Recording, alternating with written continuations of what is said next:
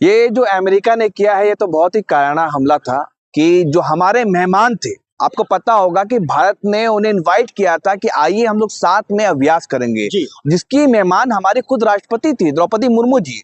और उनको बताया गया था कि ये जो ईरान के जो नेवी के वो जो जहाज है, इनको देखिए किस तरीके से जो कितना खासियत गिनाया गया था।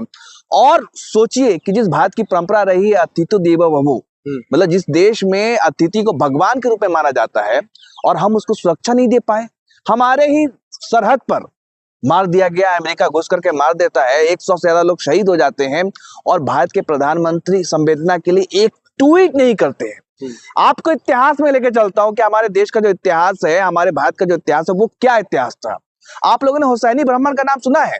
जब जंगे करबला हो रही थी, करबला की जंग हो रही थी, तब जब लेटर लिखा गया कि ये करबला की जंग में आप मदद चाहिए, तमाम लोगों को लिखा गया कि भाई मदद चाहिए, तो 72 यहाँ से 100 से ज्यादा जो ब्राह्मण थे वो गए थे लड़ने के लिए। क्यों? क्योंकि उन्होंने कहा कि ये सच्चाई की जंग है, ये जालिमों के खिलाफ जंग है, उसमें ये पहुंचे थे। ये संजय दत्त के जो परिवार है, फैमिली के लोग हैं, संजय दत्त उनके जो फादर, तो वो इसी परिवार से आते हैं। तो हमारे देश का ऐसा इतिहास था।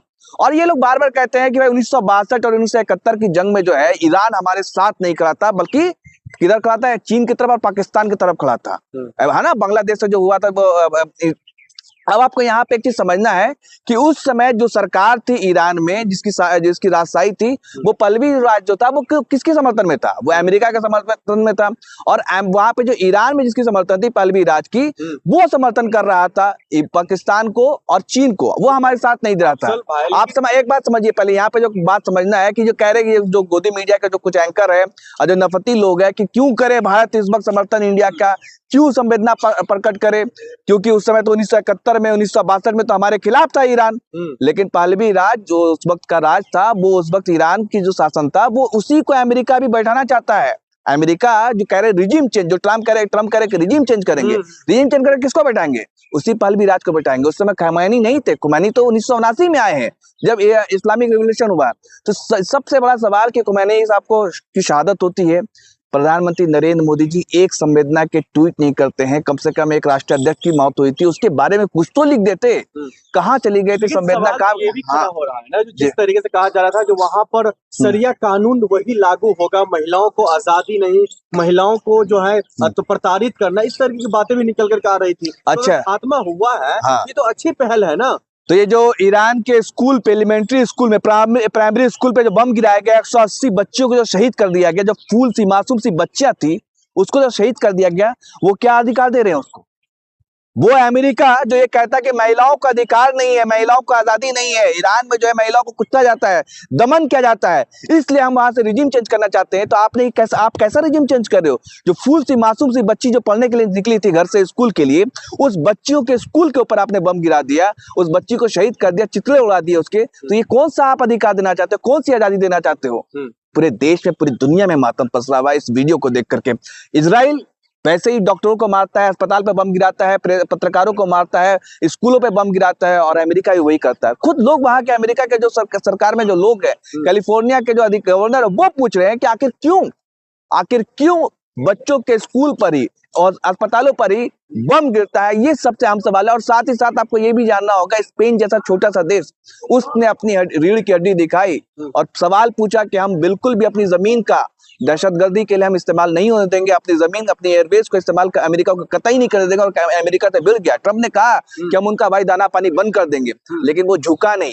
मोदी जी कहाँ कंप्रोमाइज है? आपको ही पता है कि एप्स्टीन फाइल का जो सारा असर है वो खुल करके दिख रहा है। मैं मानता हूं कि मोदी जी कभी भी ऐसा नहीं कर सकते थे, मेरा अपना मानना है, और हर देशवासी, 140 करोड़ देशवासी मानेगा, क्योंकि देश की जो हमारे देश का जो इतिहास रहा है वो वसुधैव कुटुंबकम, पूरी दुनिया को एक परिवार मानना।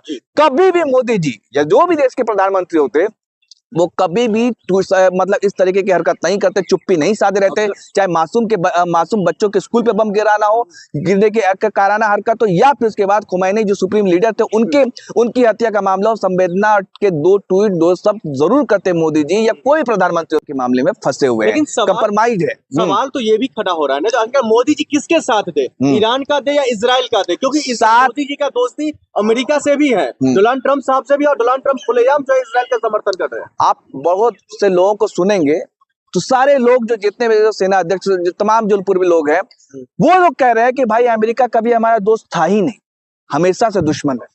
आप देखिए कि श्रीलंका में क्या किया उसने, आप देखिए नेपाल में क्या किया उसने, आप देखिए कि बांग्लादेश में उसने क्या किया। और मोदी जी को क्या कहा कि रातों रात मैं चाहूं तो प्रधानमंत्री नरेंद्र मोदी की राजनीतिक करियर को क्या कर सकता हूं, खत्म कर सकता हूं। ये बयान किसका था? हमारे लोगों को हाथों में हथकड़ी पैरों में बेड़ियां बांध करके किसने भेजा? पूरी दुनिया में जिल्लत और जलील किसने किया? यही तो ट्रम्प था, यही तो अमेरिका था। 18% जब 3% टैरिफ था वो 18% किसने लगाया? अमेरिका। ट्रम्प तो लगा रहा है ना। तो अमेरिका कभी भी हमारे साथ नहीं था, हमारे साथ नहीं था। वो सिर्फ और सिर्फ व्यापारी है, बिजनेसमैन है और दादागिरी के दम पर आप दिखाता है दादागिरी। देखिए आप मुद्रई को उठा करके लेकर चला वेनेजुएला के राष्ट्रपति को, रातों रात उनकी पत्नी को, उनको, और अब यहाँ पे खुमैनी की हत्या कर दी गई। अब ये हर जगह इराक को बर्बाद किया। अब ईरान की बारी, इससे पहले गद्दाफी को के लीबिया को खत्म कर दिया, सीरिया में खत्म किया। हर जगह पे ये तानाशाही दिखाना चाहता। और पूरी ये कहते हैं कि एटम बम ईरान ना बनाए, क्योंकि ईरान अगर एटम बम बना लेगा तो भाई साहब पूरी दुनिया में तबाही मचा देगा, कोहराम मचा देगा, तांडव मचा देगा। अब तक भारत पूरी दुनिया में इतिहास में दो ही जगह एटम बम गिरे हैं। पता है कहाँ का? हिरोशिमा और नागासाकी। किसने गिराया? यही अमेरिका ने गिराया था। जो ये कहता है कि भाई एटम बम जो है, हम सब ये लोग हैं, मुझे पता है एटम बम को कैसे रखना है, लेकिन ईरान नहीं रख पाएगा। अफजल जी, इन मामलों में भारत का स्टैंड क्या होना चाहिए? किस देश के साथ होना चाहिए? अब भारत देखिए, भारत की पहले से विदेश नीति है जवाहरलाल नेहरू के समय से क्या रही है कि हम किसी के साथ नहीं है ना, कोई किसी भी गुट में नहीं है, गुट निरपेक्ष देश में नहीं है। लेकिन कम से कम जो भारत के जो पहले प्रधानमंत्री होते थे, जो लोग होते थे, आपको पता है मनमोहन सिंह ने अमेरिका में जा करके अमेरिका के अंदर कहा था कि इराक में जो अमेरिका ने किया वो गलत किया, जिसको कहा जाता था मोहन कमजोर प्राइम मिनिस्टर। अभी तो 56 इंच वाले मोदी जी हैं, विश्वगुरु मोदी जी, विश्वगुरु वाले मोदी जी है। कम से कम थोड़ी तो संवेदना दिखाइए, थोड़ी तो हिम्मत दिखाइए। हाँ, इस पेज में भारत कहाँ फंस गया? Epstein file. मैंने कहा ना कि कोई भी देश का प्रधानमंत्री होता है XYZ, वो जरूर हिम्मत दिखाता, वो इतना तो ताकत जरूर दिखाता कि भाई साहब कम से कम किसी देश के राष्ट्रीय अध्यक्ष की मौत हुई है, उसके लिए दो शब्द तो जरूर वो ट्वीट करते संवेदना के, क्योंकि ईरान से जो हमारा संबंध है। चलिए ठीक है, जो भी हो, आप क्या होगा कि समर्थक कह रहे हैं ना, जो हम आतंकवादी के भी समर्थन में अब भारत के देश के प्रधानमंत्री जी जो विश्व गुरु है वो ट्वीट करेंगे। अच्छा, तो नेतन्याहू क्या है आपको पता है? इंटरनेशनल कोर्ट ने क्या कहा? उसको वारंट है, अपराधी है, जिसने बच्चों का कातिल है। ये नेतन्याहू कातिल है, उसके ऊपर जो वारंट है इंटरनेशनल कोर्ट का, बल्कि खामनेई साहब के ऊपर नहीं था, इनके ऊपर था। तो वो क्या है भाई साहब, जाकर के गले मिल रहे हैं, गलवैया कर रहे हैं। और झुनझुना लॉलीपॉप जो उनको मॉडल दिया गया है इजराइल में, सबसे शर्मनाक तो ये बात है कि इजराइल में ऐसी कोई परंपरा ही नहीं थी मेडल की। ये सबसे शर्मनाक बात है कि मोदी जी को कैसे लॉलीपॉप मतलब दिया गया, कैसे झांसा देकर के जो उल्लू बनाया गया है कि इजराइल में ऐसी कोई परंपरा ही नहीं देने थी, मतलब मेडल देने की, और ये दिखाया गया कि मोदी जी को जो है दे दिया गया भाई इजराइल। और वहां के आपको बताऊं, अमेरिका के एक टीवी चैनल ने इतना शर्मनाक बयान दिया है, अमेरिका, आप लोगों ने शायद देखा होगा वो वीडियो, कि मोदी ने अपना क्या कर दिया है, मैं वो शब्द इस्तेमाल नहीं करना चाहता, इस तरीके से उस अमेरिका के टीवी न्यूज एंकर ने ये कहा कि मोदी जी ने अपने पैर फैला दिए हैं लेकिन इजराइल के सामने। लेकिन ये मिलना देश विदेशी नीति पर बातचीत, अरे भाई तो करके बताना, यही तो विश्व गुरु की पहचान है जो मोदी जी है। उनके समर्थक कहते हैं जो देश के प्रधानमंत्री जी मोदी जी जो है वो विश्व गुरु है। अच्छा, पापा तो यूक्रेन और रूस का वॉर रुकवा देते थे, तो अभी कहाँ है? लोग मर रहे हैं। वो तो शांति चाहते हैं ना भाई साहब, कि देश में अमन हो, शांति हो, चैन हो। हाँ, पूरी दुनिया यही तो हम लोग चाहते हैं ना। तो कहाँ अभी चले गए मोदी जी? आइए ना वॉर रुकवाने के लिए। बच्चों के स्कूल पे बम गिराया जा रहा है, बमबारी हो रही है, हमारे दो लोग भी शहीद हो गए। क्यों नहीं है? क्यों मौन है? क्यों खामोश है? क्यों चुप्पी साधे हुए? अभी कुछ बोलेंगे नहीं? मोदी जी तो विश्व गुरु है, यूक्रेन और रूस को वॉर रुकवा देते हैं। लोग फंसे हुए ना, उनको बचाने की कोशिश। हाँ, तो कितनी जहाज गई अभी तक? कहाँ गए? बस फोन कर रहे हैं। कुछ हुआ? कितने लोग आए बाहर? ये सबसे बड़ा सवाल है जो अपने अंडे को भी निगल जाती है। इस कहावत को एक बार फिर से बिहार में चरितार्थ कर दिखाया है। नीतीश कुमार अब मुख्यमंत्री नहीं रहेंगे, बल्कि राज्यसभा जाएंगे। शायद ही कोई ऐसा मौका होगा, कोई ऐसा नेता होगा जो कि मुख्यमंत्री की कुर्सी छोड़ करके राज्यसभा का सांसद बनने जाएगा।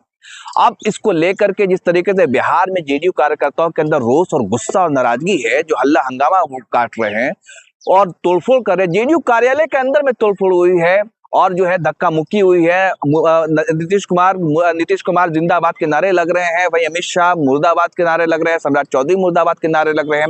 जेडीयू के कार्यकर्ता रो रहे हैं, बिलख रहे हैं कि हम लोगों ने घर घर जाकर के वोट मांगा था नीतीश कुमार के नाम पर, ना कि बीजेपी के नाम पर। हम लोगों ने लाठियां खाई थी नीतीश कुमार के नाम पर।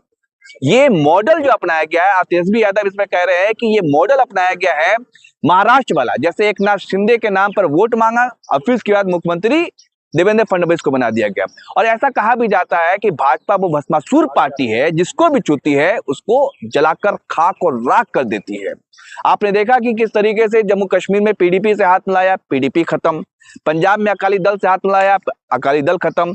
और महाराष्ट्र में शिवसेना को तोड़ा, शिवसेना खत्म। और अब नीतीश कुमार की बारी है। और क्या नीतीश कुमार, जिसके बारे में तंज कसा जाता था कि नीतीश कुमार तो कुर्सी कुमार है, अब वो मुख्यमंत्री की कुर्सी के लिए पलटने का रिकॉर्ड कायम कर चुके हैं।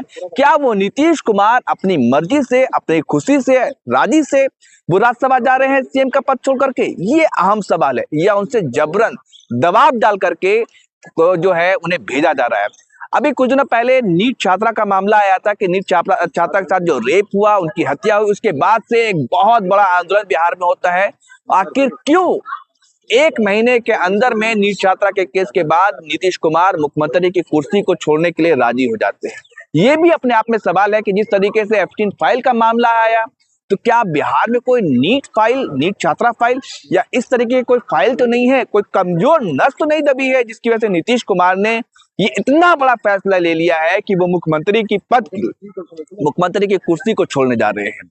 आपको क्या लगता है सर? लेकिन सवाल तो ये भी खड़ा हो रहा है ना, जो आप लगातार कह रहे हैं जो एप्स्टीन फाइल के दबाव में, आप कह रहे हैं बिहार सरकार जो है मजबूरी में ये किया है, लेकिन वो कह रहे हैं जो मेरा सपना था दशकों से।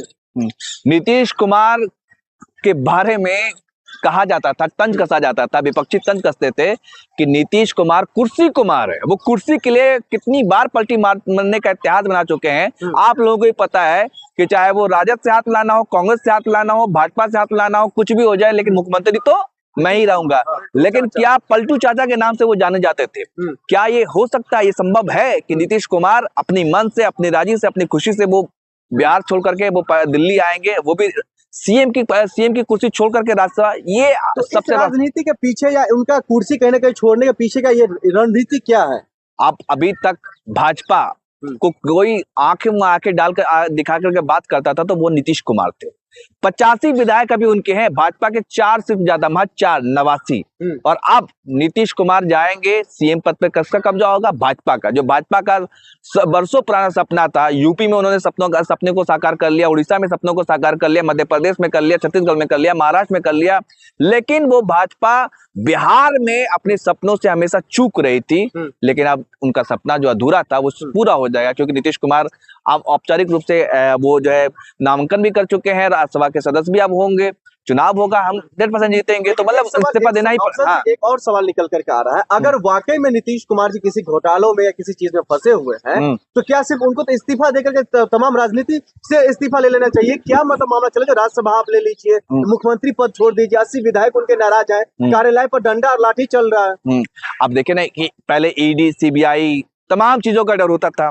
अब यहाँ पे नीट की जो छात्रा का जो मामला है, जिस तरह से बिहार में विरोध प्रदर्शन हुआ कि नीट छात्रा के साथ जो रेप होता है, जो उसकी हत्या होती है, उसके बाद से बिहार में जो आक्रोश था, जो लोग जो है सड़कों पर उतरे और उसमें बहुत सारे नेताओं का नाम आ रहा था। तो मैंने क्या कहा कि हो सकता है एप्स्टीन फाइल में जिस तरीके से नाम आने के बाद बहुत चीजें बदली कि हमारे प्रधानमंत्री जी ईरान के लिए एक ट्वीट नहीं कर रहे हैं, तो यहाँ पे भी इस तरीके के मामला हो, तो ये कुछ भी हो सकता है। अभी कहानी अफजल जी, सवाल ये है कि नीट मामलों में तो पप्पू यादव जेल गए, अमिताभ दास जी जो पूर्व आईपीएस है वो जेल गए, लेकिन अमिताभ दास जी लगातार कह रहे थे जिसमें नीतीश कुमार का बेटा का हाथ है, पप्पू यादव कह रहे थे मंत्रियों के बेटा का हाथ है, तो क्या ये चीज अब सच साबित हो गया है? नहीं, अभी ये सच मुहर तो कोर्ट लगाएगा ना भाई साहब। कोर्ट लगाता है, आरोप लगाना किसी का भी काम हो सकता है, लेकिन उस पर जांच पड़ताल होगी। कोर्ट जब तक ना कह दे किसी को अपराधी, तब तक अपराधी नहीं। लेकिन सवाल यहाँ पर बस यही है कि भाई साहब आखिर क्या वजह थी, क्या मजबूरी थी कि नीट का मामला होता है उसके 1 महीने के बाद इतना बड़ा बिहार की राजनीति के हिसाब से ये भूचाल है, भूचाल कह सकते हैं कि सीएम को हाईजैक कर लिया गया। ये अपने आप में एक बहुत बहुत बड़ा घटनाक्रम है कि जो सपना जो अधूरा था जो बीजेपी का लगभग 20 सालों से 25 सालों से वो अब पूरा होने जा रहा है। आप सोच सकते हैं कि चुनाव में बोला गया था कि नीतीश जी की जोड़ी हिट हुई, नीतीश जी मोदी जी की जोड़ी हिट हुई, चुनाव जीतते ही 3 महीने जो जैसी आशंका थी, जिस बात का डर था, जो लोग जिस बात को कह रहे थे कि भाई साहब ये महाराष्ट्र मॉडल अपनाया जाएगा, एकनाथ शिंदे बनाया जाएगा, और वही हुआ। नीतीश कुमार का अंजाम, नीतीश कुमार को भी एकनाथ शिंदे बना देगा। आपको क्या लगता है भाई? वहां तो वो तो उप मुख्यमंत्री भी नहीं थे, ये तो मुख्यमंत्री से सीधा राज्यसभा सांसद, उप मुख्यमंत्री भी नहीं रहेंगे। लेकिन सोच करके ही तो उन्होंने अपना जो कुर्सी छोड़े होंगे, क्योंकि नाम भी कई सारों का आ रहा है, विजय सिन्हा साहब का आ रहा है, चिराग पासवान का आ रहा है, तो ये लोग कमान संभाल सकते हैं बिहार के। अभी देखिए कौन बने, जो भी मुख्यमंत्री जो भी होगा वो भाजपा से होगा, ये तय है। कोई दूसरी पार्टी अदर पार्टी का नहीं होगा। भाजपा कभी भी इतनी बड़ी भूल नहीं करेगी। आगे जो भी मुख्यमंत्री होगा वो भाजपा का होगा। भाजपा ने खेल कर दिया है।